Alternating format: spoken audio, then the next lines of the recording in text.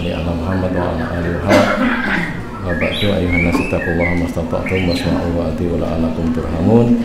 Fa inna astaqal hadisi kitabullah wa khairul hadi hadi Muhammadin sallallahu alaihi wasallam wa syarrul umuri muhdatsatuha wa kullu bid'atin dhalalah. Bapak-bapak, ibu-ibu, saudara-saudara sekalian yang dimuliakan Allah Subhanahu wa taala, kita lanjutkan surat Yunus ayat 98 sekarang.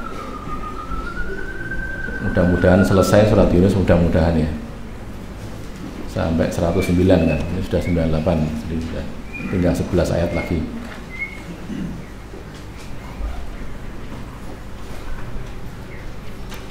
Falaula kanat qaryatun, falaula maka seandainya tidak, kanat adalah qaryatun satu negeri, amanat beriman, maksudnya yang beriman penduduknya, bukan negerinya tapi penduduknya. Fanafa'aha imanuha, maka memanfaatinya, bermanfaat baginya apa? Imanuha, imannya. Illa kecuali kaum Yunusa, kaumnya Nabi Yunus. Jadi maknanya tidak ada satu negeri yang beriman, gitu ya, terus bermanfaat imannya itu kecuali kaumnya Yunus. Karena imannya itu terlambat gitu, bukan di depan tapi di belakang.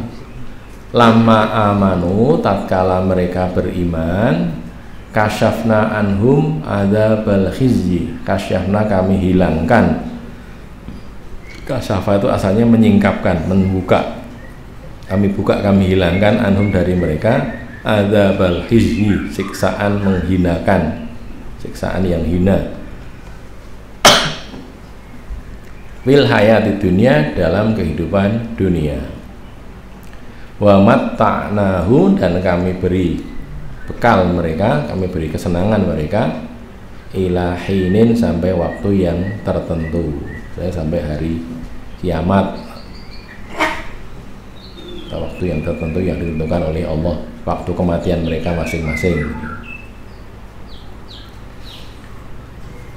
Jadi orang beriman tapi imannya itu sesudah Rasulnya berdakwah dan sesudah didustakan Rasulnya, yani Nabi Yunus. Nabi Yunus itu dikirim ke satu negeri namanya Ninawa itu ya. Itu lalu orang-orang mengkafir Nabi Yunus. Cuman masalahnya Nabi Yunus itu belum diizinkan untuk meninggalkan tempat, tapi dia sudah meninggalkan tempat. Masalahnya kan di situ. Jadi belum diizinkan oleh Allah, belum disuruh untuk meninggalkan kaumnya. Nabi Yunus karena sudah lama berdakwah, berkali-kali ditolak terus, akhirnya pergi. Lah kepergian Nabi itu selalu membawa akan adanya siksa bagi kaumnya itu, kan gitu kan.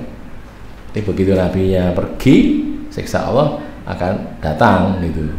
Nah lantas orang-orang ini setelah kepergian Nabi Yunus, mereka itu kemudian bertobat, melihat tanda-tanda kan datangnya siksa itu, makanya mereka sadar, terus mereka bertobat, mereka mau kembali gitu. Jadi beriman kepada Nabi Yunus, beriman kepada Allah. Nah itu harusnya tidak bermanfaat iman seperti itu, tapi karena ada sesuatu, salah satunya adalah Nabi Yunus itu tadi ya, meninggalkan mereka ketika belum diperintahkan oleh Allah, maka itu jadi sebab mereka diterima tobatnya, gitu loh ya, tobatnya diterima.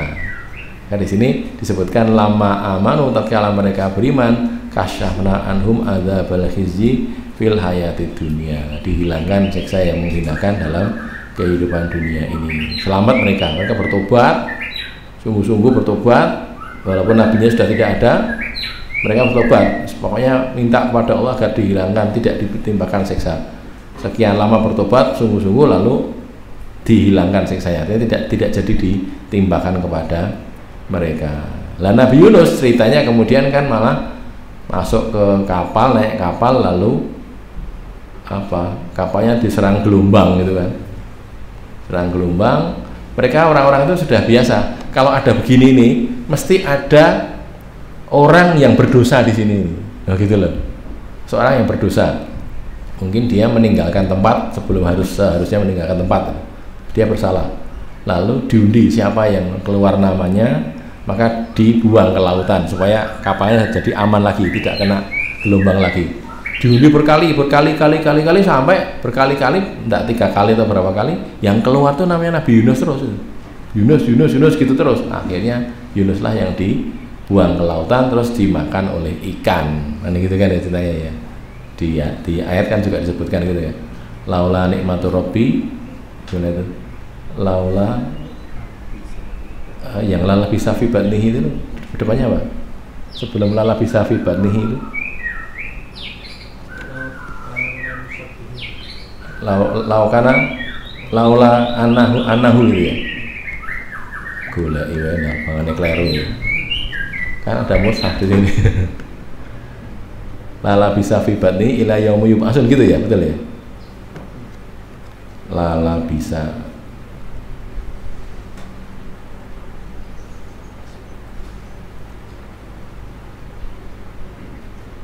ayat ke 143 surat As-Saffat, surat yang ke-37 ya. Falaula ka'annahu kana minal musabbihin lalabitha fi batnihi ila yaumi yub'atsun. Kan gitu kan. Sebelumnya Fasahama ayat 141 ya. Surat As-Saffat surat 37 ayat 141.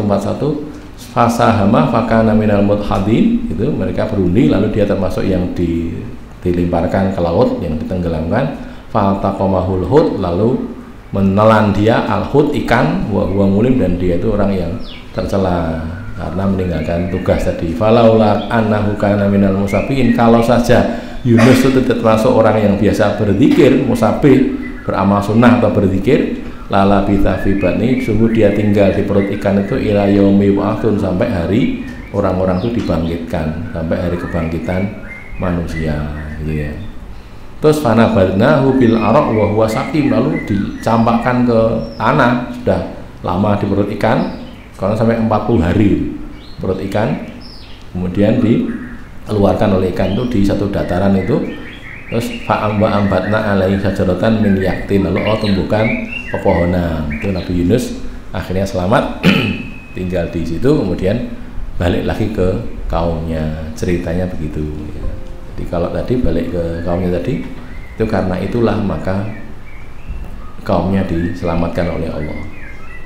Ada kisah di zaman Nabi Musa ini, cuman saya kok nyari-nyari belum ketemu lagi. Saya pernah baca di satu kitab itu, tapi asalnya dari mana itu saya belum nyari. Sudah nyari tapi belum ketemu.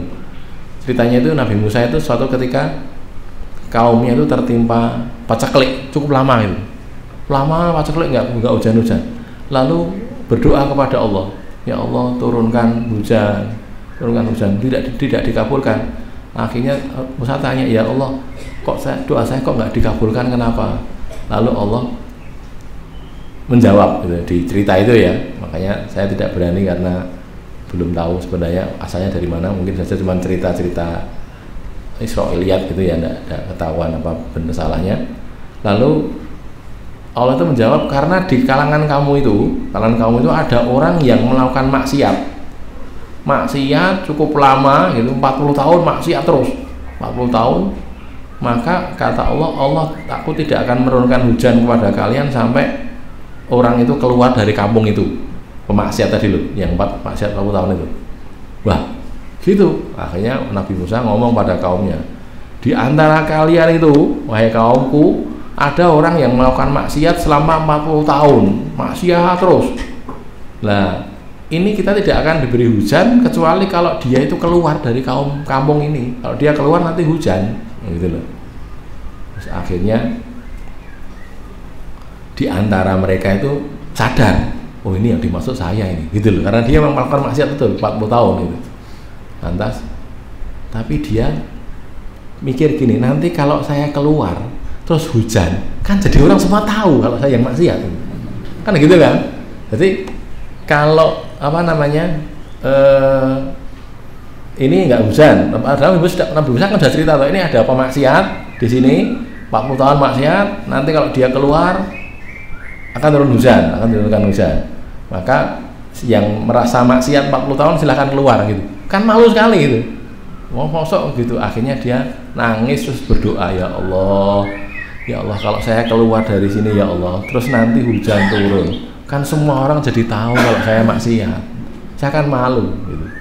Terus dia minta, ya Allah tutuplah dosa saya, tutuplah aib saya sekarang bertobat, tobatan nasuha, sudah saya tidak akan maksiat lagi, betul-betul bertobat, terimalah tobat saya ya Allah, gitu ceritanya. Dia bertobat nangis, ya tentu dengan suara yang lirih, karena kalau keras-keras kan temennya tahu kan, lirih, akhirnya terus hujan gitu, turun hujan terus, akhirnya Musa bertanya kepada Allah, ya Allah tadi engkau mengatakan kalau pemaksiat itu keluar akan turun hujan, nah ini di antara kami belum ada yang keluar, ini masih ada di sini semuanya, di tanah lapang barangkali gitu kan ya, belum ada satupun yang keluar, nah, kok terus sudah turun hujan? Kata Allah, orang itu sudah bertobat.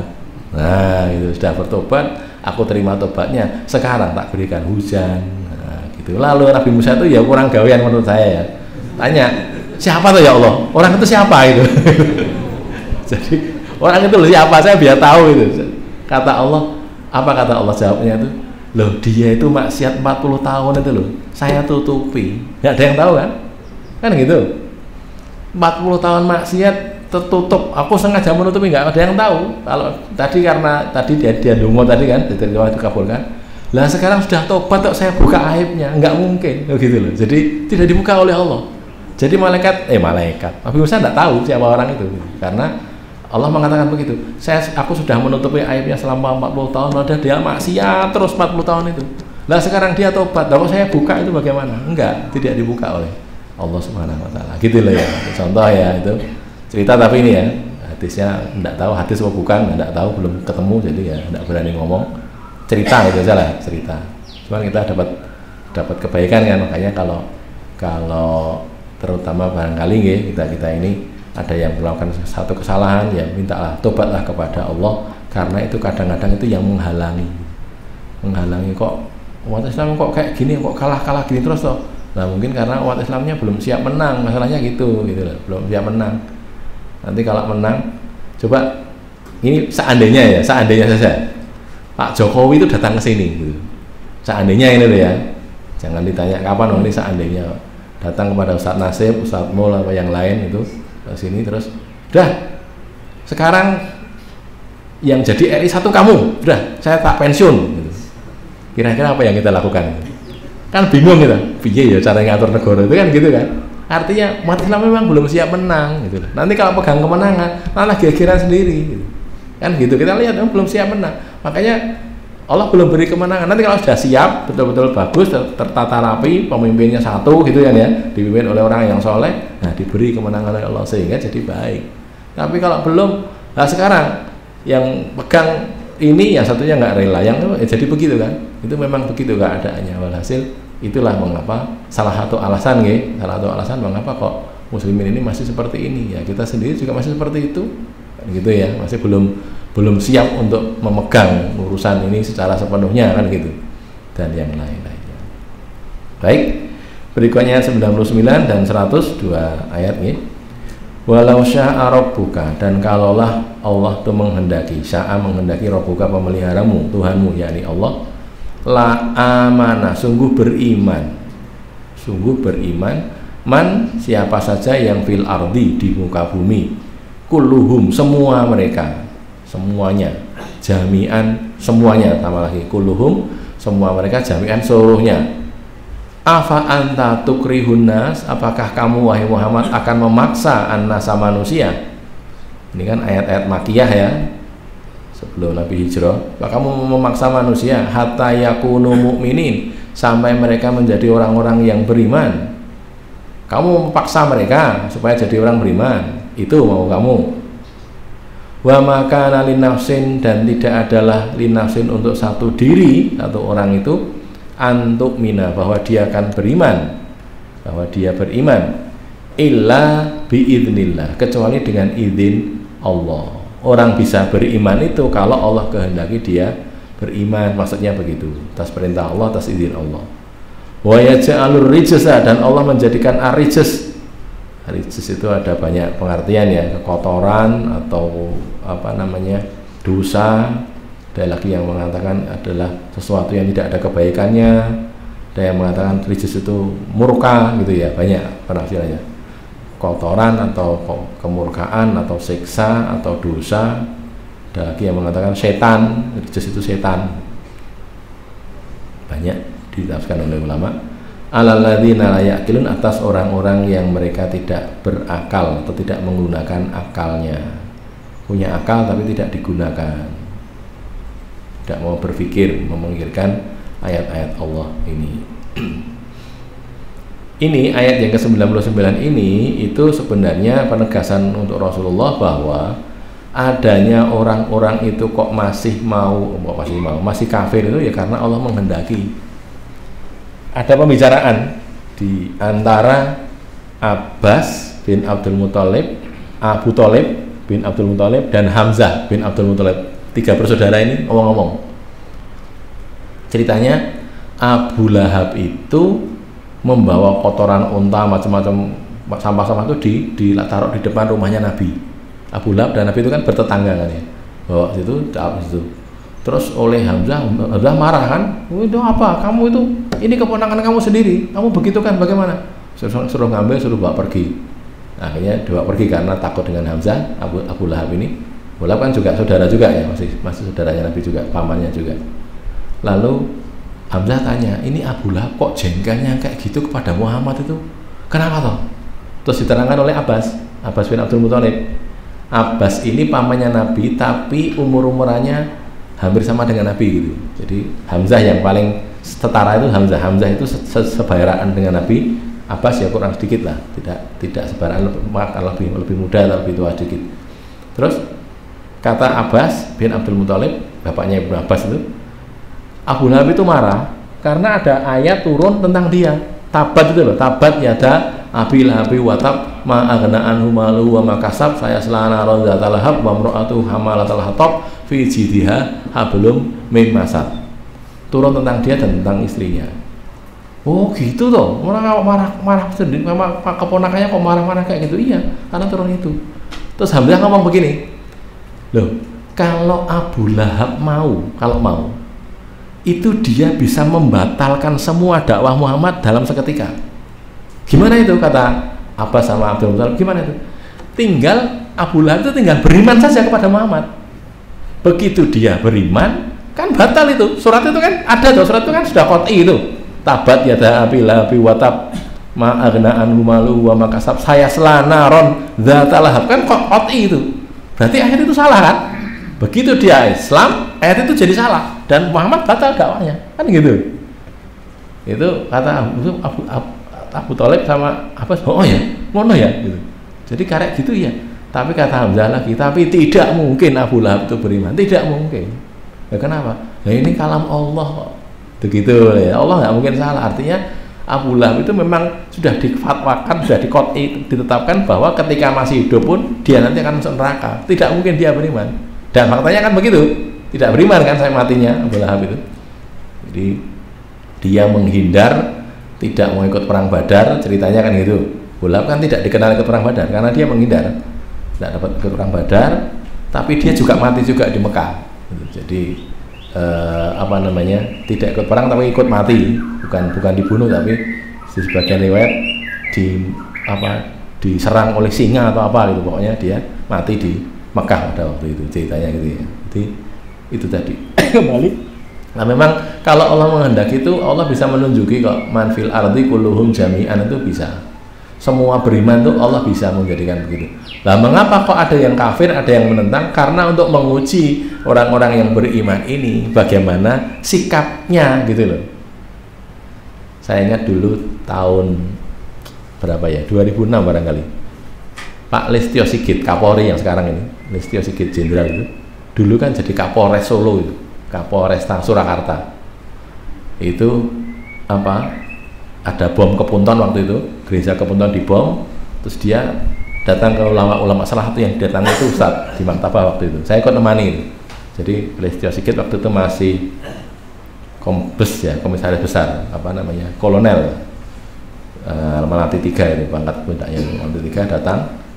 Dia kan Kristen itu, memang agamanya memang Kristen. Terus dia didampingi oleh Kasat Intel, orangnya Islam. datang ke maktabah beberapa orang, 4 orang kalau salah. Ya prinsipnya Ustaz menyampaikan ini pelakunya tidak mungkin orang Solo, saya tahu itu. Malah Ustaz mengatakan, kamu diberitahu enggak oleh Polda Jateng bahwa ada teroris masuk ke Solo atau sekitar Solo gitu, diberitahu enggak? Tidak diberitahu. Oh, berarti kecolongan Polda Jateng. Kalau Polri, Markas Besar Polri tidak memberitahu Polda Jateng bahwa ada pergerakan ke arah Jawa Tengah, Mabesnya yang keliru, yang salah. Mestinya tahu itu. Ke arah mana nggak tahu, tapi ini terduga teroris ini berada di sekitar sini, harus ada gitu. Itu kata Ustaz, malah menerangkan kepada Pak Seliso Sigit itu. Nah, terus Sito gini lah Pak ya, Pak Sigit ya, kami ini orang-orang Islam, kami itu punya keyakinan begini, adanya orang-orang kayak Bapak ini yang beragama Kristen ini, itu ujian bagi kami gitu. Tidak ada, kami tidak punya misi untuk menghabiskan orang Kristen, tidak ada itu. Dalam Islam nggak ada misi begitu tuh, nggak ada gitu. Tidak ada misi seperti itu. Malah Ustaz mengibaratkan gini Pak ya, maaf ya ini ya, maaf. Itu misalnya orang Kristen itu dimatikan semua oleh Allah, digiling gitu, giling mati apa itu? Itu nanti Allah memunculkan lagi orang-orang yang kafir lagi. Untuk apa? Untuk menguji kami. Begitu loh.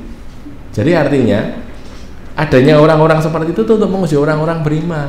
Kalau misalnya ya, kita bayangkan Israel itu kalah gitu, mati kabeh semuanya, nggak tahu kena gas apa kena apa gitu, tiba-tiba mati semuanya. Nanti Allah akan munculkan Israel yang baru lagi. Untuk apa? Untuk menguji kita, menguji muslimin gitu loh. Karena memang itu dibuat oleh Allah seperti itu untuk menguji orang-orang beriman, sikapnya bagaimana, begitu gitu. Jadi apa namanya, waktu itu begitu ya waktu. Jadi kita tidak sama sekali tidak ada kok mau membunuh orang Kristen untuk apa, untuk kepentingannya itu loh apa. Itu kalau maupun dibunuh semuanya pun nanti Allah ciptakan lagi ada orang yang begitu lagi, dan kami akan menghadapi gitu lagi. Makanya tidak ada misi untuk menghancurkan orang Kristen, orang kafir, tidak ada begitu. Itu diceritakan kepada Pak Listio Sigit waktu itu jadi Kapolresta Solo waktu Pak Jokowi jadi wali kota. Makanya sekarang satunya naik, satunya juga diajak naik kan. Jadi Kapolresta, wali kota, nah sehingga presiden, sehingga jadi Kapolri kan gitu ya. Udah ya. Jadi itu sekaligus hiburan bagi Nabi bahwa lalu untuk apa kamu memaksa orang? Afa anta tukrihunna, sama kamu mau memaksa orang supaya mereka jadi beriman? Lo tidak usah, dakwah saja dengan baik. Nanti kalau dia memang dikehendaki oleh Allah jadi beriman dia. Tidak ya tidak, gitu. Tidak usah dipaksa. Itu tidak ada paksaan untuk itu. Tapi ini makiyah loh ya. Ayatnya makiyah kan. Nanti kalau madaniyah lain lagi. Kalau madaniyah seperti surat At-Taubah itu kan gimana bunyi itu? Salah satu asyhur itu gimana depannya? Diberi waktu selama 3 bulan gitu kan ya. Wa adzanu minallahi wa rasulihi, dan seterusnya itu mana itu bunyinya? Fansalahul bukan ya. Fasihu fil ardi ya, itu kan dikasih waktu. Fasihu fil ardi 4 bulan nih, 4 asyhur. Wa alamu annakum ghairu mu'jizillah, kan dikasih waktu. Fathu Mekah sekarang kalian masih kafir, boleh batasnya 4 bulan saja. Setelah itu kamu pilih pergi dari sini, karena ini jadi Darul Islam kan gitu kan ya. Orang-orang kafir nggak boleh ada di Mekah lagi, atau masuk Islam, tinggal pilih itu. Enggak, saya tetap di sini, tetap kafir, ya dibunuh, diperangi, lo kan gitu kan. Ada waktunya, jadi waktunya tertentu itu ada begitu. Kalau sudah ada kekuasaan, kalau belum, ya tidak ada. Kayak ini tadi, afa anta tukrihunnas hatta yakunu mu'minin, ya kan gitu. Nanti kalau sudah punya kekuasaan tidak gitu. Pilih salah satu dari 3 opsi. Apakah beriman, masuk Islam, atau bayar jizyah, jadi kafir dhimmi, atau perang. Tinggal pilih itu saja. Pilih masuk Islam, jadi muslimin sebagaimana kami, berarti punya kewajiban seperti kami, punya hak seperti kami. Atau kalau enggak, jadi kafir dhimmi, haknya lebih sedikit dibanding orang Islam kan. Kafir dhimmi itu punya hak tapi kalah sama orang Islam. Kalau ada pembagian apa itu enggak dikasih, yang dikasih orang Islam. Kemudian tapi dia dilindungi, tidak diperangi, dilindungi, boleh menjalankan agamanya, tidak diganggu. Atau kalau tidak menjadi kafir dhimmi, ya perang kalau gitu, bukan gitu kan, diperangi. Itu kalau sudah pegang kekuasaan. Kalau belum, ya ini tadi, afa anta tukrihun nas hatta yakunu mu'minin. Sudah. Wa ma kana li nafsin an tu'mina illa bi idznillah. Tidak ada seorang diri pun kecuali kalau dia mau beriman itu karena kehendak Allah, karena izin Allah. Dan Allah menjadikan kekotoran itu atau dosa itu atas orang-orang yang tidak mau berpikir, tidak mau menggunakan akalnya. Kalau orang mau pakai akal gitu kan, dia tidak akan jadi orang kafir gitu. Itu barangkali masih ingat ada sahabat namanya Amr bin Jamuh. Amr bin Jamuh itu pernah luka, lalu kakinya itu pincang. Lalu kakinya pincang, lalu mau jihad, dihalang-halangi oleh anaknya. Bapak tidak usah jihad, ini orang yang pincang itu gimana itu, alal laisa alal a'ma harajun wala alal a'roji harajun, kan gitu kan. A'roj itu kan orang pincang. Orang pincang itu tidak usah berangkat jihad, ada uzur dari Allah, kan gitu. Ayatnya kan ada. Kata Amr bin Jamuh, saya itu pengen dengan pincang saya ini, saya pengen mencari jannah, itu kan gitu akhirnya. Hanya dia berjihad terus mati syahid. Itu cerita akhirnya gitu. Nah dulu waktu masih jahiliyah, ini ceritanya balik ke belakang ya. Waktu masih jahiliyah, Amr bin Jamuh ini menyembah berhala, patung di rumahnya itu. Ada patung, barangkali gedenya sak boneka gitu, kecil gitu, patung. Terus dia muliakan patung itu, setiap kali dia sembah, dimuliakan, dikasih wewangian dan macam-macam gitu. Lah anaknya Amr bin Jamuh ini sudah ada yang masuk Islam, anaknya dan teman-temannya itu sudah masuk Islam. Mereka mengajak Amr bin Jamuh masuk Islam, tidak mau, dia masih yakin dengan berhalanya tadi. Akhirnya mereka bikin makar, bikin ikhtial tadi loh ya, bikin makar. Si patungnya Amr bin Jamuh yang disembah-sembah itu oleh mereka, ketika Amr bin Jamuh sedang pergi, diambil, masukkan ke kotak sampah, berapa? Tempat pembuangan sampah, tempat kotoran, buang sana. Nah, Amr bin Jamuh pulang kaget, mendapati bahwa Tuhannya hilang, kan gitu. Saya taruh di sini kok hilang, dicari ternyata ada di tempat sampah. Wah, marah dia, siapa yang membuang Tuhan saya di sini? Marah-marah dia. Akhirnya dibersihkan, dimandikan, dikasih wewangian, taruh situ lagi. Tinggal pergi, ketika pergi digitukan lagi, ambil, masukkan ke tong sampah atau ke kotak sampah atau tempat sampah kotor gitu. Akhirnya pulang lagi, hilang lagi Tuhannya kan, hilang lagi, cari lagi, ketemu di situ lagi. Berkali-kali kejadian begitu, akhirnya dia berkata kepada Tuhannya ini, di sampingnya diletakkan pedang. Tuhan, ini pedang ya, pedangnya di sini. Nanti kalau ada orang macam-macam sama sampean, ini di pedang saja ini, bunuh saja dia. Nah, kan gitu. Amr bin Jamuh ngomong sama patungnya tadi. Akhirnya dia pergi. Nah, orang-orang Islam yang ada di sekitarnya itu tidak kalah gokil itu. Akhirnya pedangnya itu ditali dengan patungnya, udah jadikan satu, jadi diikat dengan tali gitu, dimasukkan ke tempat pembuangan kotoran, bukan tempat sampah. Kalau kita barangkali septic tank gitu lah. Jadi tempat kotoran gitu, masukkan ke situ. Nah, akhirnya Amr bin Jamuh pulang, nyari-nyari di tempat sampah nggak ada, nyari-nyari pedangnya juga hilang, sampai akhirnya dia lihat Tuhannya itu ada di tempat kotoran tadi. Sadar akhirnya dia itu, sadar loh, kalau memang kamu itu Tuhan, tidak mungkin kamu dibegitukan sama orang. Akhirnya terus masuk Islam, ceritanya gitu ya. Itu Amr bin Jamuh itu. Jadi kalau orang pakai pikiran saja, cerdas itu, agak berpikir sedikit, nggak usah pinter-pinter banget lah, berpikir sedikit akan jadi sadar gitu loh, sadar. Kok iya wong ini buatan saya sendiri atau saya beli di toko sana, kok ya saya sembah lo, kan gitu kan, berpikirnya mesti begitu ya. Itu kalau mau berpikir. Makanya di sini dikatakan apa tadi, wa yaj'alur risa 'alal ladzina la ya'qilun. Kalau tidak berpikir ya sudah akan mendapatkan dosa atau keburukan terus. Masih ada waktu. 101, 102 dan 103. Kul katakanlah, unduru madza fis samawati wal ardh. Perhatikanlah, kalian perhatikanlah apa yang ada di langit-langit wal ardi dan bumi. Wa ma tughnil ayatu, dan tidaklah berguna, tidaklah mencukupi al ayatu, ayat-ayat itu, wan nuzuru, dan nadir-nadir itu, nadir itu ancaman ya, ancaman atau pengancam an qaumin, dari kaum yang la yu'minun, mereka tidak beriman. Ayat dan ancaman itu tidak bermanfaat, tidak berguna, tidak mencukupi bagi orang yang tidak beriman. Fahal yantadiruna, maka apakah yang yantadiruna mereka tunggu? Apa yang mereka tunggu, apa yang mereka nanti, illa kecuali mithla semisal ayamil ladzina khalau min qablihim. Ayam hari-hari, maksudnya di sini siksa ya. Yang alladzi yang ayam yang alladzina khalau yang lewat min qablihim dari sebelum mereka, masa-masa yang lewat sebelum mereka, atau siksa yang sudah lewat sebelum mereka. Lalu katakanlah, fantadiru, tunggulah oleh kalian tunggulah. Ini sesungguhnya aku nabi ini maksudnya ya, ma'akum bersama kalian, minal muntadiri, dari kalangan orang-orang yang menunggu juga. Aku menunggu akan kemenangan Islam. Nah, kalian menunggu nanti kalian akan kalah, akan disiksa oleh Allah, dikalahkan di dunia dan sampai ke akhirat juga disiksa oleh Allah. Suma kemudian nunaji, kami Allah menyelamatkan rusulana, rasul-rasul kami, utusan-utusan kami, walladzina amanu, dan orang-orang yang beriman. Rasul dan orang beriman diselamatkan oleh Allah dari siksa tadi. Kadzalika, yang demikian itulah, haqqan alaina, hak atas kami, wajib atas kami.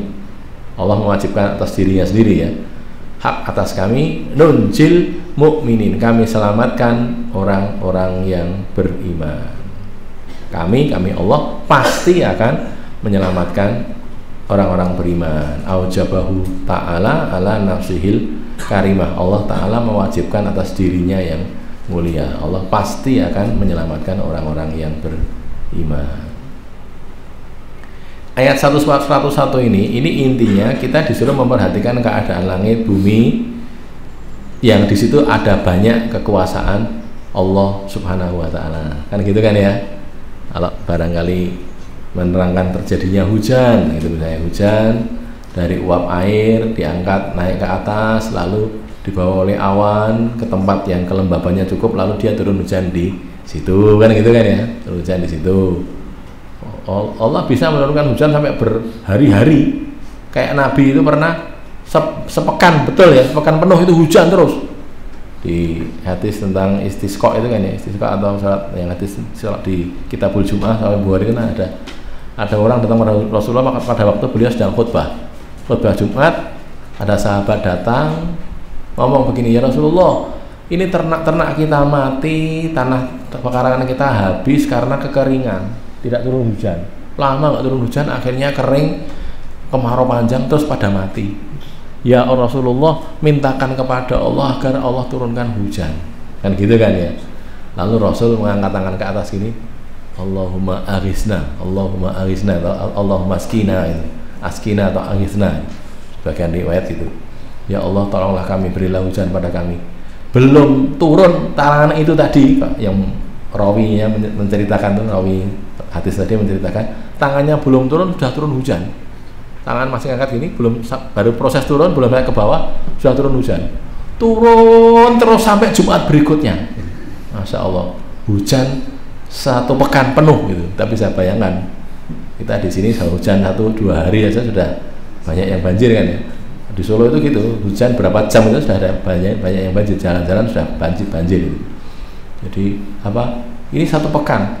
Lalu di pekan berikutnya Jumatan lagi dalam keadaan masih hujan deras itu, Jumatan lagi. Padahal kalau Masjid Nabawi itu kalau hujan bukan cuman bocor, tapi ya kebroh gitu, apa namanya, basah semuanya. Atapnya cuman dedaunan kurma ya, pelepah kurma dan dedaunan kurma. Nah, maka orang tadi datang lagi, ya Rasulullah, ini ternak-ternak pada mati, sawah juga rusak gara-gara banyak air. Kemarin kurang air, sekarang banyak air. Lalu Rasul mengangkat tangannya ke atas, menunjuk dengan jarinya gitu kan ya, membentuk seperti lingkaran gini, memutari Madinah itu. Lalu mengatakan, Allahumma hawalaina wala alaina, ya Allah, sekitar kami saja yang kehujanan, jangan kami gitu.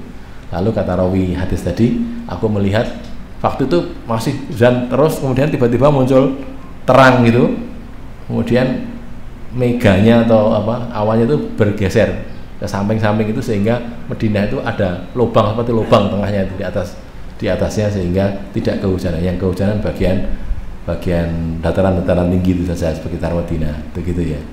Ya kalau kita memperhatikan begitu, terus kita ceritakan pada anak didik kita, itu loh Allah berkuasa untuk seperti itu. Jadi hujan itu dari Allah gitu loh. Ada mekanisme gitu, tapi kalau Allah tidak menghendaki ya tidak terjadi, kan gitu ya, tidak terjadi hujan itu tadi. Nah, kita masih mendingan kita di Indonesia ini hujannya banyak gitu. Karena di tempat-tempat lain yang tidak pernah hujan sama sekali, kecuali cuma setahun sekali betul, cuma sekali saja dalam setahun, bukan beberapa kali, satu kali saja ada yang begitu gitu kan ya, ada sama sekali tidak pernah turun hujan dan sebagainya. Itu contoh saja tentang bagaimana melihat langit, bumi, dan yang lainnya. Terus ini kemudian bergeser, kalian itu tidak menunggu sebenarnya, fahaliyantadun, mereka itu orang-orang kafir tidak menunggu kecuali apa? Siksa sebenarnya. Bagaimana yang menimpa kaum sebelumnya, mithla ayyamil ladzina khalau min qablihim. Maka sudah, kalau memang begitu ya sudah, kita saling menunggu saja. Kami menunggu kemenangan, kata Nabi, kalian menunggu siksa, karena akan disiksa orang-orang yang mendustakan ayat-ayat Allah itu, gitu kan. Dan sudah terbukti kan di perang Badar, kemudian perang Uhud, kemudian perang Khandaq, sampai di akhirnya di Fathu Mekah, itu sudah. Ya, mereka semuanya membuktikan bahwa Islamlah yang menjadi pemenang dari pertempuran selama ini.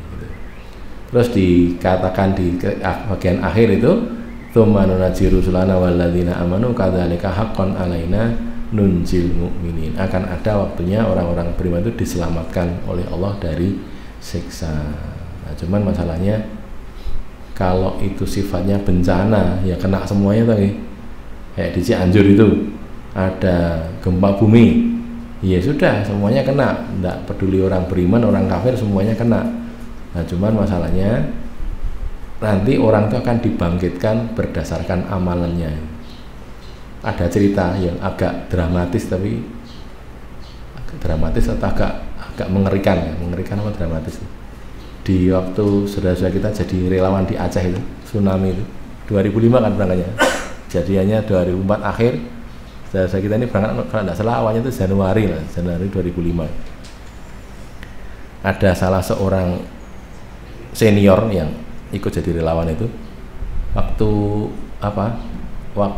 mengevakuasi mayat itu, ada seorang perempuan ya setengah baya gitu barangkali ya, pakai jilbab, rapi jilbabnya, terus bilang, "Pak, tolong yang sana Pak, di situ tuh ada mayat Pak, ada mayat." "Oh iya, bentar Bu, ini kita baru ngurus di sini, nanti kami ke situ." Karena ngurus di situ sudah selesai, terus pindah ke tempat yang ditunjukkan oleh perempuan tadi. Terus dicari tadi yang menunjukkan kepada kita tadi mana, gulain dicari, tidak ketemu itu orang yang menunjukkan, "Pak, di situ ada mayat tadi," tidak ketemu. Terus akhirnya dicari, ternyata dicari di tempat yang ditunjukkan tadi, orangnya sudah nggak ada, tapi yang ditunjukkan kan situ, dicari, ketemu ternyata orang yang menunjukkan tadi itulah yang jadi mayat itu.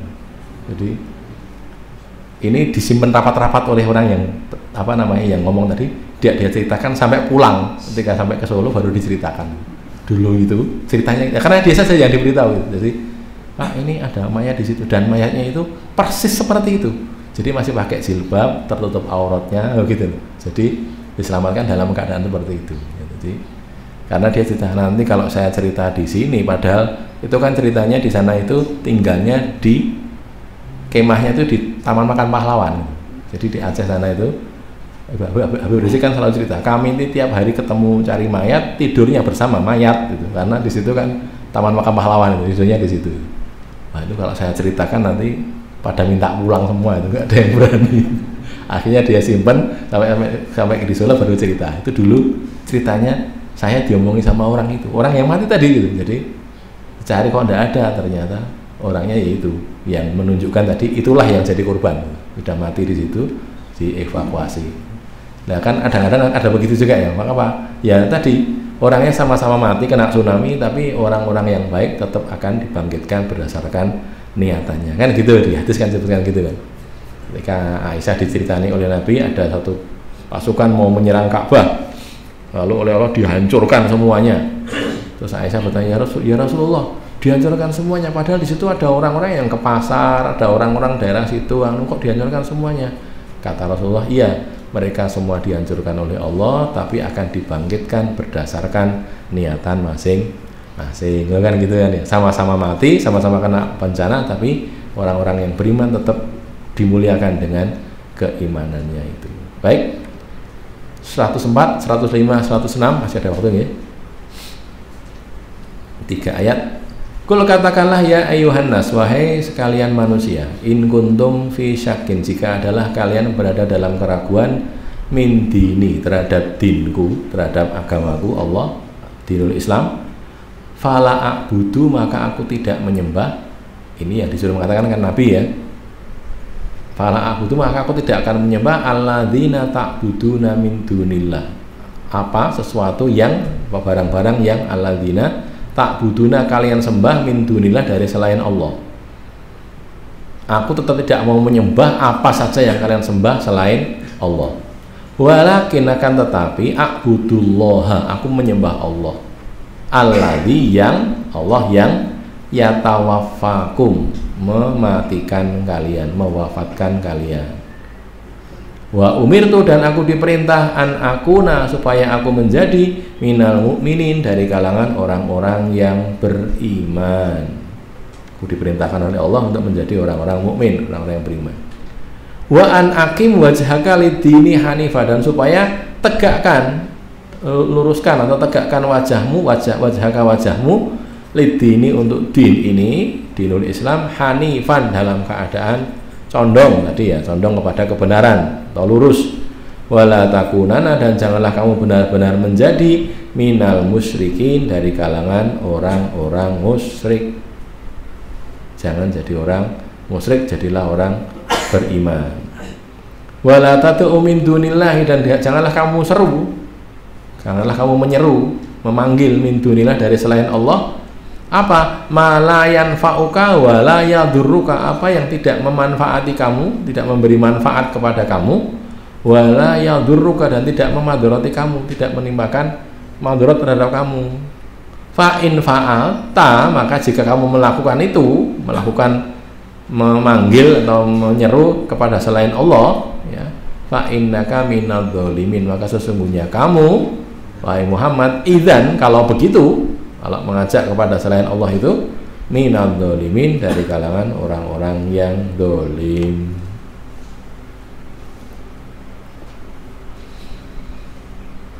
Jadi ini kan Nabi sudah mengatakan, kalau kalian ragu pada agamaku, nggak apa-apa kalian ragu, aku tetap tidak akan menyembah apa yang kalian sembah.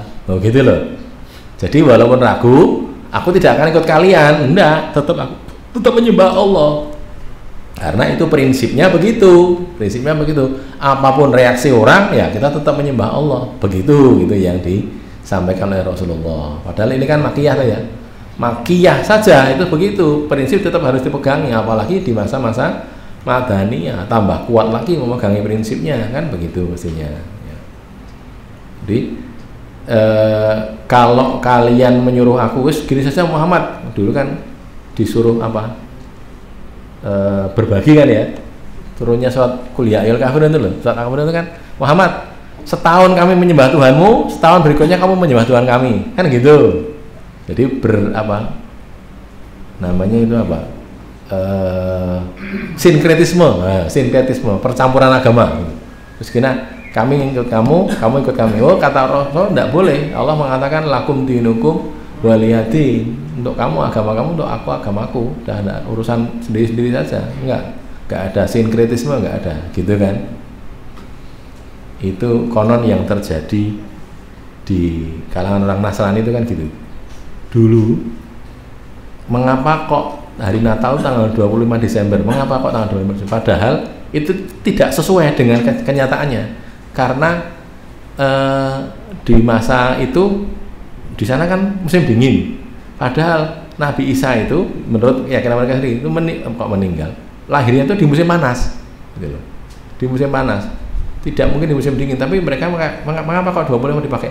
Karena itu perayaan mereka tahun itu, tanggal itu gitu loh. Perayaan untuk menyembah dewa matahari.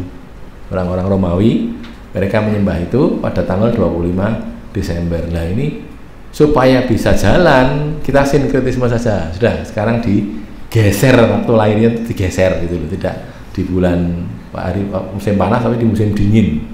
Di musim dingin akhirnya ditetapkanlah tanggal 25 Desember begitu. Nah, kita tidak boleh begitu itu.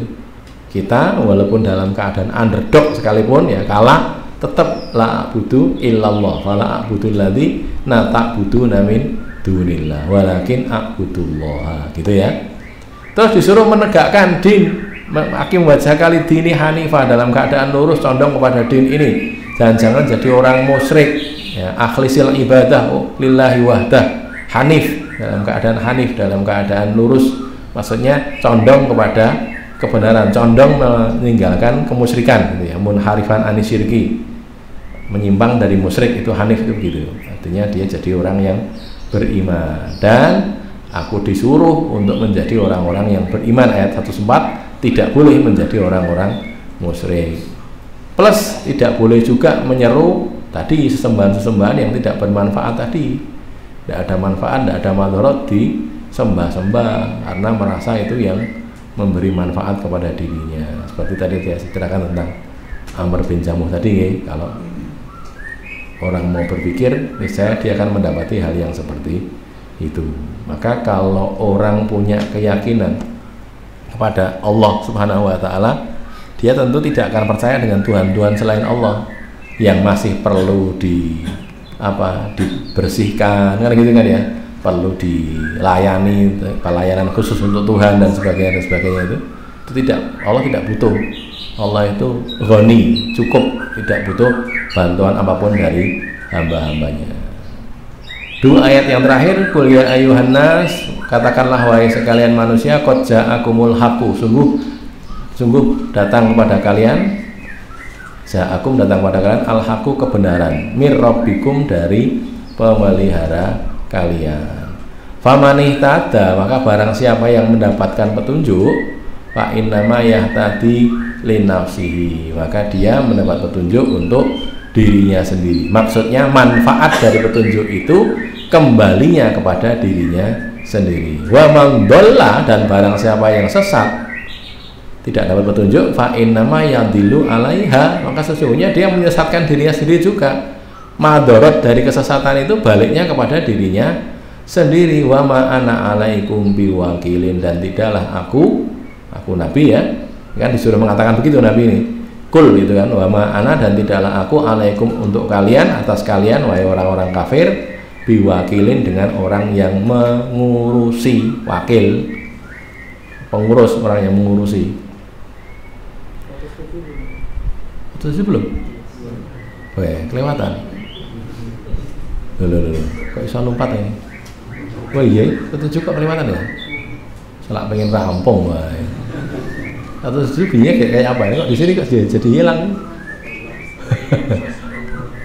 Nggih. 107. Wa iyam saskallahu, saya ulangi nggih, saya minta maaf salah kelewatan ini di diktat saya kok jadi hilang 107-nya. Tidak tercantum dari 106 atau 108. Wa iyam saskallah, dan jika menimpakan kepadamu Allah, yang saska, masaka itu. Ya, masa ya, bukan masaka, masa mengenakan, menimpakan Allah bidurin dengan satu kemadharatan. Madarat itu musuhnya manfaat, itulah ya, keburukan atau kejelekan. Fala kasyifalahu illa huwa, maka tidak ada yang bisa menghilangkan, la kasyif, tidak ada yang bisa menghilangkan madarat tadi, illa lahu, untuk dia, untuk yang ditimpa, illa huwa, kecuali dia Allah. Tidak ada yang bisa menghilangkan kemadaratan dari seseorang kecuali Allah. Wa yuridka bi khairin, dan jika yuridka, dia Allah menghendaki kamu, yuridka, menginginkan kamu, bi khairin, dengan kebaikan, fala rodda li fadlihi, maka tidak ada yang bisa menolak, la rodda, tidak ada yang bisa menolak, tidak ada penolak, li fadlihi, untuk karunia-Nya. Tidak ada yang bisa menolak karunia Allah. Kalau Allah menghendaki memberi karunia, maksudnya yusibu bihi ma yasha, Allah menimpakan dengannya itu apa yang orang yang dia kehendaki, mengenakan baik itu madarat, pemanfaat tadi pada orang yang dikehendaki, min ibadihi, dari kalangan hamba hambanya, wa huwal ghafurur rahim, dan dia itu maha pengampun, ghafur, rahim, maha penyayang. Jadi kalau Allah mau menimpakan madorot, itu tidak ada yang bisa menghilangkan kecuali Allah kan ya, illa huwa, kecuali Allah sendiri. Demikian juga kalau Allah mau memberi manfaat, tidak ada yang bisa menolak kecuali kalau Allah memang tidak mau memberi gitu. Apa istilahnya, la mani'a lima a'toita wala mu'tiya lima mana'ta, kan gitu kan. Tidak ada yang bisa mencegah apa yang kau berikan, tidak ada yang bisa memberi apa yang kau cegah. Nah gitu, kalau kita yakin begitu, insya Allah kita akan longgar dalam menjalani kehidupan ini. Mengapa kok saya sakit? Ya karena Allah mengendaki sakit, bukan karena apa-apa, ya karena Allah mengendaki gitu saja. Saya sudah berusaha. Saya mendengar ada podcast seseorang itu, orangnya ini yang jadi hostnya itu orangnya sehat, kuat, sehat. Dia itu susah ketika kena COVID. Susahnya kenapa? Wong sesehat saya kok kena COVID gitu loh. Nah itulah makanya kata Allah mengendaki ya begitu itu. Dia jadi susah, stresnya itu gara-gara itu gitu loh. Saya ini sudah jaga kesehatan, tiap hari latihan fisik, tiap hari makan bergizi begini, sudah jaga, kok itu kena COVID kan hampir mati itu ditanya orang itu. Jadi kena COVID dan hampir mati gitu. Akhirnya dia jadi susahnya gara-gara itu. Kok bisa kalau orang-orang itu nggak jaga kesehatan tuh kena COVID ya biasa lah. Saya ini loh jaga kesehatan kena COVID juga lah. Ya memang Allah mengendaki kok, kan gitu kan ya. Nah, jangankan kok orang biasa, dokter saja bisa kena. Dokter kan lebih kuat lagi menjaga kesehatan kan mestinya ya, tapi juga bisa kena kalau memang Allah menghendaki. Makanya kalau yakin begini ya tidak akan stres mestinya. Ya memang Allah menghendaki begini kok. Orang ngelamar perempuan untuk jadi istrinya, ditolak, malah yang diterima itu malah temennya. Itu kalau kita kan susah toh ya. Kalau sahabat itu enggak ya. Jadi disuruh ngelamarkan, tolong saya dilamarkan ya si fulanah itu. Kamu datang ke sana, terus ngelamar dia untuk saya itu. Terus apa kata keluarganya itu? Mas, kalau cara kita ya, Mas atau Pak atau siapalah. Kalau yang ngelamar itu temen kamu itu yang si fulan itu, kami tolak. Tapi kalau kamu yang ngelamar untuk kamu sendiri, kami terima. Akhirnya nikah sama dia gitu. Perempuan itu nikah sama dia. Lah yang jadi perutusan tadi, duta untuk ngelamar tadi, terus bilang sama temennya yang nyuruh, wah saya enggak enak sama kamu, enggak enak hati ini saya disuruh ngelamarkan malah tak nikahi sendiri, saya enggak enak. Apa jawaban sahabat tadi? Loh saya yang harusnya malu kepada kamu. Loh kenapa? Allah menakdirkan untuk kamu kok saya lamar. Oh, gitu. Subhanallah. Hatinya itu ya bersih sekali ya. Jadi tidak marah, enggak. Allah menakdirkan dia jadi istri kamu. Lah kok saya lamar, saya yang malu. Oh, saya kok ngelamar istri orang gitu loh. Kan gitu kan. Calon istri orang bukan istri orang, tapi harusnya jadi istri kamu kok saya lamar. Itu dia malu gitu. Itu kalau orang baik itu begitu, karena tahu itu sudah ada takdirnya kok. Gitu ya, sudah ada takdirnya. Enggak usah waduh saya kalau tidak dapat itu mending mati saya, ya mati saja kalau gitu. Jangan gitu. Kalau kata Ustadz ya, kata Ustadz Mudakir, kalau orang punya keyakinan gitu, itu syirik gitu. Nggak boleh orang punya keyakinan gitu. Jadi saya kalau nggak dapat dia saya mati, itu namanya orang syirik gitu. Mau menggantungkan kehidupan kepada manusia kan gitu kan, bukan pada Allah kan. Makanya kalau tidak saya pilih mati lah kan gitu ya, jadi orang syirik. Mati kalau mati dalam keadaan syirik gitu, begitu loh ya. Kayak hati-hati. Terus tadi kul ya ayyuhal, ini bablas dikit apa Bang? Enggak apa-apa. Kan daripada ceguan ini tinggal 2 ayat ini. Kul ya ayyuhalladzina, kul ya ayyuhan nas, wahai manusia, qad ja'akumul haqqu, sungguh telah datang kebenaran min rabbikum, dari pemelihara kalian. Allah sudah datang kebenaran, faman ihtada fa innama yahtadi li nafsi. Orang yang dapat petunjuk untuk dirinya sendiri. Manfaat petunjuk itu kembalinya pada dirinya sendiri, gitu maksudnya. Wa man dhalla, orang yang sesat, wa fa innama yadillu alaiha, dia juga keburukan kesesatan itu akan menimpa dirinya sendiri juga, gitu loh. Dan aku, kata Nabi, disuruh oleh Allah, aku tidak mengurusi kalian. Enggak, sudah masing-masing bertanggung jawab atas dirinya sendiri-sendiri, gitu loh ya. Jadi kalau kita berdakwah juga gitu kan, mau ya kamu mau itu loh, kebaikannya untuk kamu tidak mau, keburukannya untuk kamu juga, gitu. Dai-nya kan tidak dapat disiksa atau dimarahi Allah gara-gara gagal, enggak, karena wong yang pegang kena hidayah bukan dia kok gitu. Wattabi ma yuha ilaika, dan ikutilah apa yang diwahyukan kepadamu, wasbir, dan bersabarlah, hatta yahkumallah, sampai Allah menetapkan hukumnya. Nanti ditetapkan hukumnya ketika sudah perang ya, orang-orang kafir akan mati terbunuh mereka. Wa huwa khairul hakimin, dan Allah itu sebaik-baik yang menetapkan hukum. Penetap hukum yang paling baik itu adalah Allah Subhanahu wa taala. Sudah ya, sampai di sini selesai. Insya Allah dilanjutkan pada waktu yang akan datang kalau masih ada waktu ya. Di surat Hud, surat Yunus sudah kita selesaikan. Alhamdulillahirabbil alamin. Ada pertanyaan? Tidak ada ya? Qul qouli hadza astaghfirullah li wa lakum. Alhamdulillahirabbil alamin.